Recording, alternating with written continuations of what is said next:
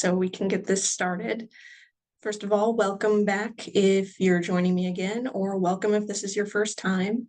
Nice to have all of you this evening. And as always, at the end of this talk tonight is the opportunity for you to ask any questions that you may have.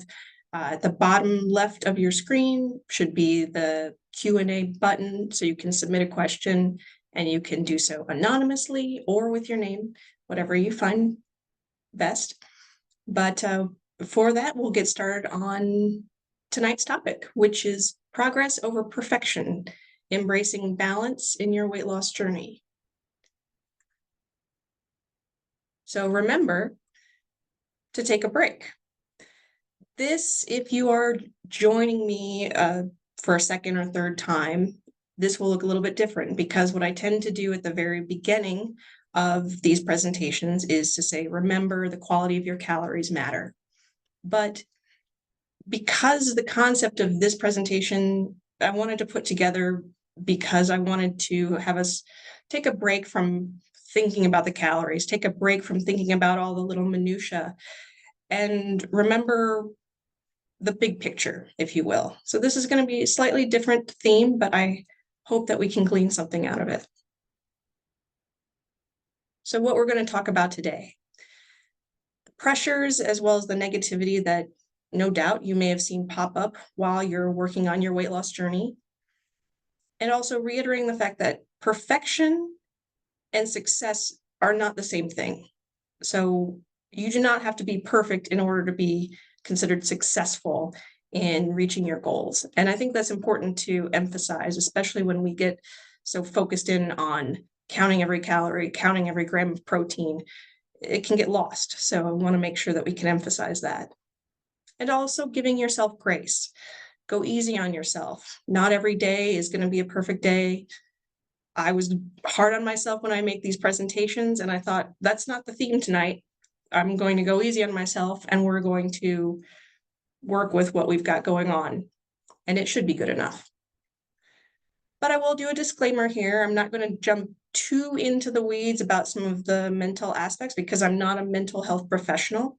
But as a dietitian, this topic and these conversations are ones that I have practically daily with people. So let's talk about negativity that people might experience and that can cause a lot of pressure and stress. So either from others or maybe some negative self-talk.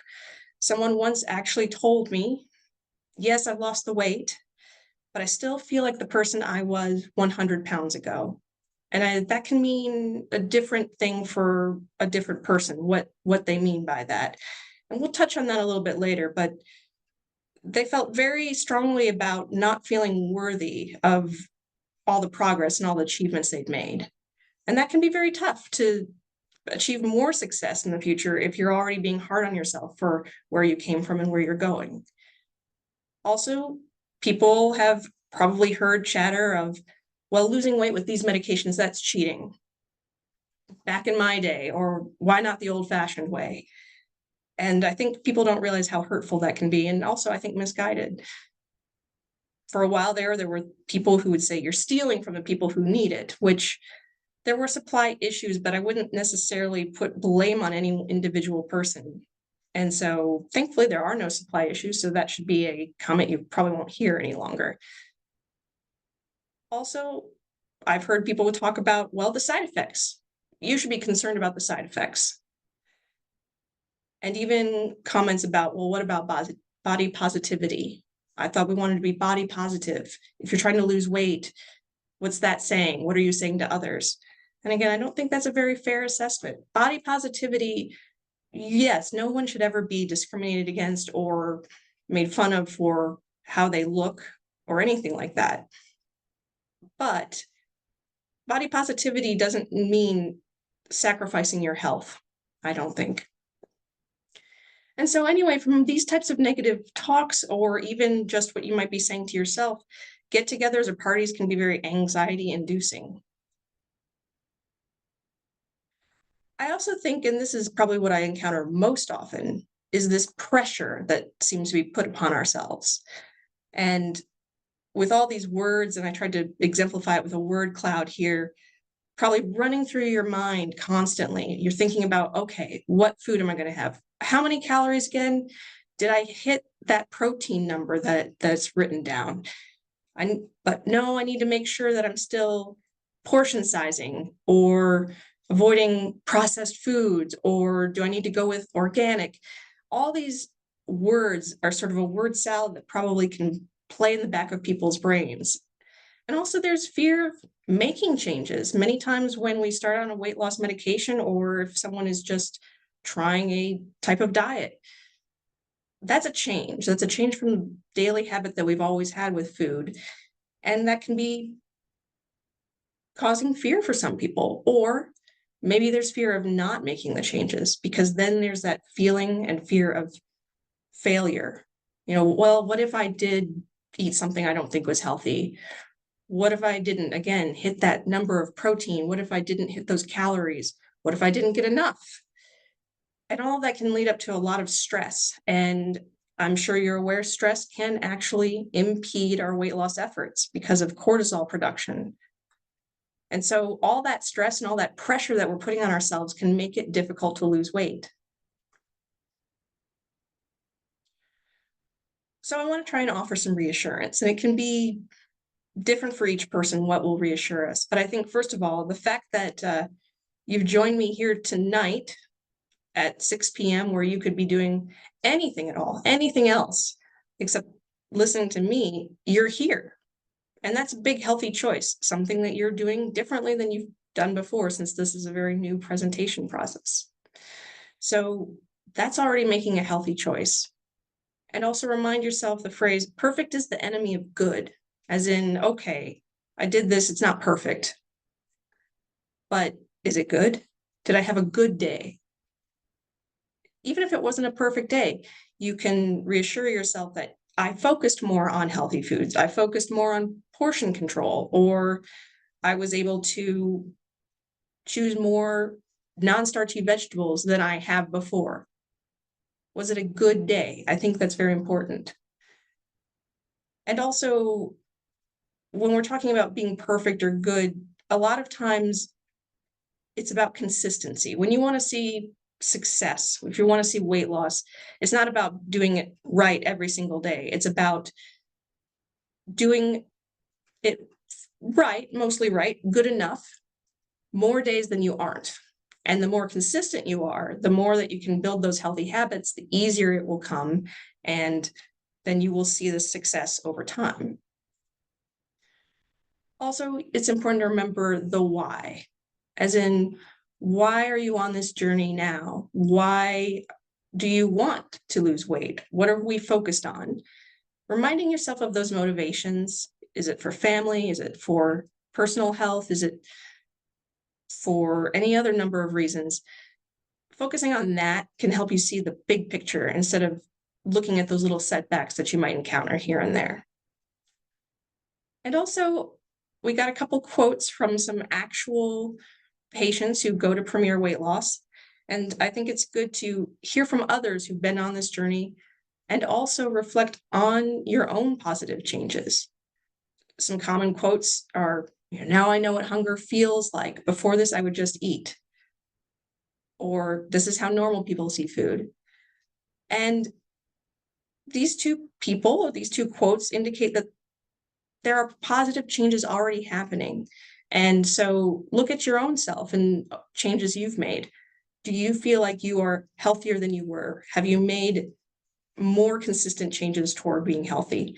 I think that is a really important part to look at.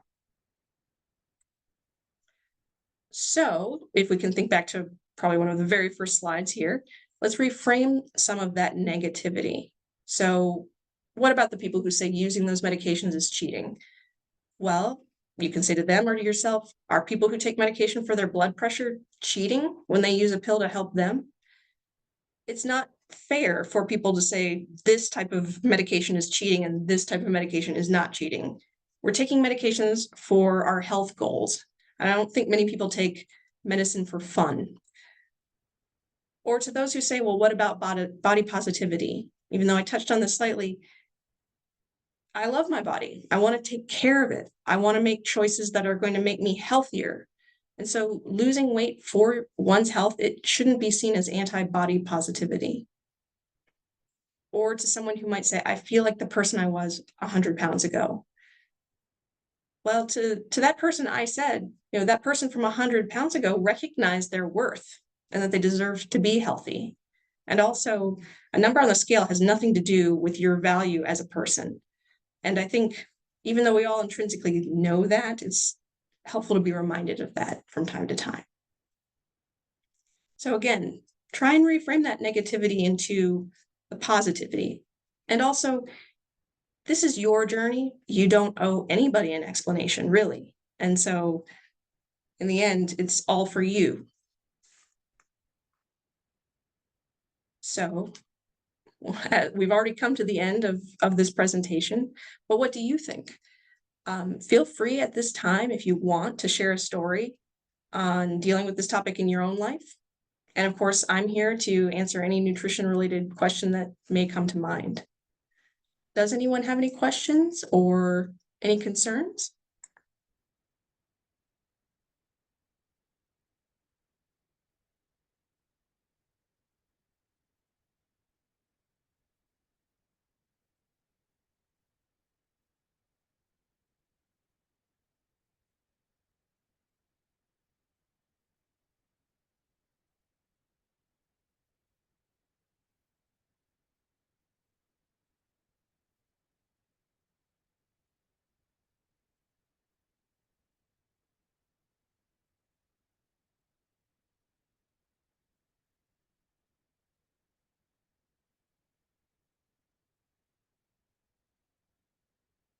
This was one of my shorter presentations. I've given a few long ones lately, so hopefully this is going easy on us as well to have a early evening on a somewhat windy night. But again, I will wait here for a little bit in case anybody does have questions.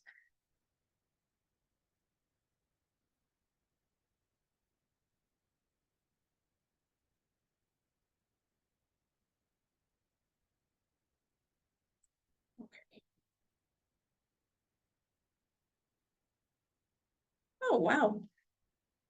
2 questions at the exact same time. All right, so let's see. If I have a bad day eating, how do I pick up and start again? That's a really good question. So say you had one day where you say, oh, this was a wash, right? I like to think of this in the way of, you get back up on the horse again.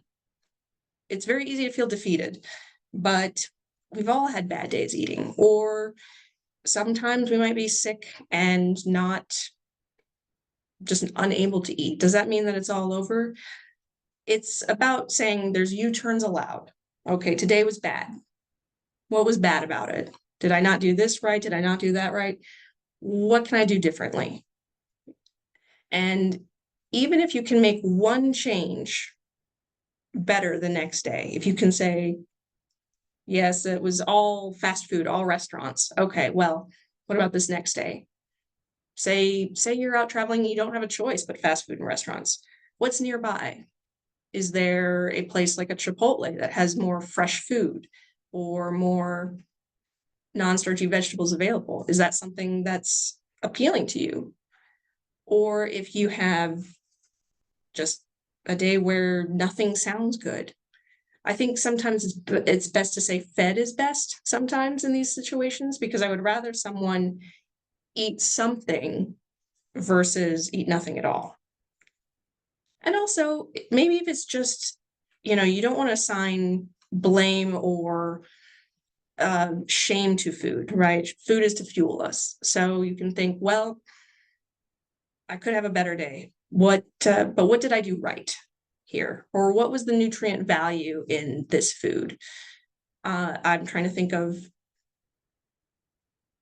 some decent things here. So some people talk about donuts being a weakness. And there's not a whole lot one can say about donuts, but if it were a day of donuts, well, what do you say? One, you're probably sick of them by that point, but you could say to yourself, well, yeah, I got some calories, I got some sugar. Did I enjoy it? Was there some pleasure out of it? Because even that can be beneficial. And so, okay, I've enjoyed it. Moving on. I don't need to do that again. Or say it was pasta. I talked about pasta last week a little bit, and say it was the marinara sauce with a big plate of pasta. Well, you still got some vitamin C, some lycopene. You got some nutritional value out of it still. So try to make it better the next day. Of course, these are all very broad topics. So by all means, if you have something more in depth or more nuanced, you can always reach out. And if you ever have an example of a bad day and what we can do to pick up, I'd be happy to help with that. Lydia, what do you suggest for days where we don't feel like, quote unquote, trying nutrition or diet wise? Ooh. So just burnt out on the day. I would say, because I have days like that too, where I just don't feel like thinking about food. And, as a dietitian, we live it, we breathe it. So some days you just don't want to think about it. If you don't feel like trying, there's a variety of different ways I can take this. But say it's a bad day. Say you've had a long day at work and you're just done, right? That's a thing. What do you want more than anything? If there's a certain food that sounds the most appealing to you, or that you are most interested, or just like, I don't want to try, all I want is this. Okay. Okay. Really, truly, it's okay to say, I can do that today. I think it's when we start punishing ourselves constantly that it becomes more difficult to get back on the horse. Say you ate something that you said was bad, so to speak. Sometimes people say, well, now I'm just off the wagon and I can't get back on. No. Don't let that overtake you. And the only reason I could think of this is I'm thinking of a person who she just had a bad day. She's been doing so well with a lot of her health and diet choices. And she said, all I want is chicken wings. Okay. There's still protein in it. You can still find some value in it, but you don't even have to really think of it. Give yourself permission that one day and let it go. Tomorrow's a new day. And if you cannot worry so much about that, then it might make the next day seem less tedious because you don't have that weighing on your mind. I hope that's an answer that can help you. Those were both very good, very thought-provoking. And those are the moments where sometimes I wish, I've told people, I wish I could sometimes be standing right next to every person I work with so that I can be there in that real time to help with making certain decisions. All right, someone asked me, what do I think about cheat days? Ooh, yes. I think cheat days are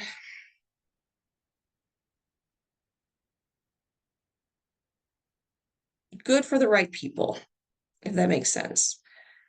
I've run across people who have said that if they don't get to eat their favorite whatever on Saturdays, or don't get to do this enough, they will scream or they will rebel completely. And I'm a believer that food is meant to be enjoyed. I don't believe in eating gross food and suffering through a diet in the name of health. I don't think that's really all that helpful, especially if you feel like you're just miserable the whole time. Well, who wants that? So cheat days, I think within reason, can be good. Now, I know there are some people who, when they do a cheat day, it almost is so much cheat foods that it can take up the whole week, so to speak. So that doesn't happen very often, but I have seen that happen. But I think if you feel a cheat day is necessary to keep you on the path, if 6 out of your 7 days are really good, I think that's reasonable. There are other people where they do better with either just avoiding it altogether and they're fine with that. And then there are also people where I would advise saying, okay, instead of having a cheat day, because then it's just almost saving up until that day, where then things can maybe get too out of hand or maybe make yourself feel sick. Then it's more about, okay, I enjoy this is a special treat. When do I like that? When do I enjoy that? Is that should I reserve it for Tuesdays and Thursdays? Should I reserve certain foods throughout the week so I have something to look forward a little bit every single day? It kind of depends on the personality of the person. So I've seen success from each one I mentioned, and it really does depend on you. But ultimately, I don't hate cheat days. I don't think that anyone should ever, again, feel like they just can't have a food. Yes, I am sort of anti-soda and anti-fruit juice, but they can have their place. Maybe soda, I'm not so sure about, but we can work with things like that, and what an appropriate day to ask on Mardi Gras. So happy Mardi Gras to those who observe. But yes, I would say that's sort of my overarching opinion. All very good questions, very thought-provoking.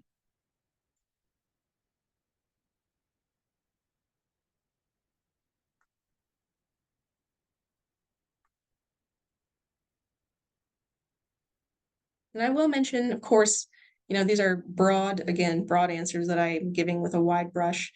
If you ever want to dive deeper in on one of these topics or discuss it specific to you and what's going on in your life, by all means, reach out to the Premier staff, and I'd be happy to talk that over with you.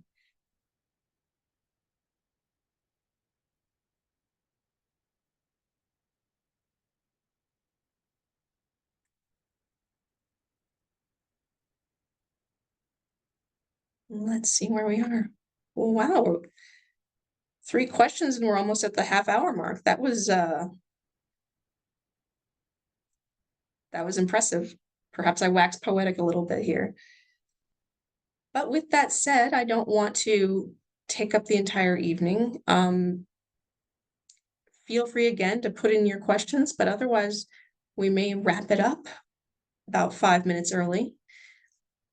And again, thank you for joining me on a Tuesday evening where, again, you could be anywhere. So coming here, asking questions, listening to a moderately entertaining topic is one of those things that is already really beneficial for your health. So you should applaud yourself for that as well. But I hope everyone has a lovely, again, rest of the evening. And I know next week, I believe I'll be talking about different types of fats. So it'll be back onto the regular nutrition topics. And I hope everyone stays warm and dry in this weather. So have a great night. Bye.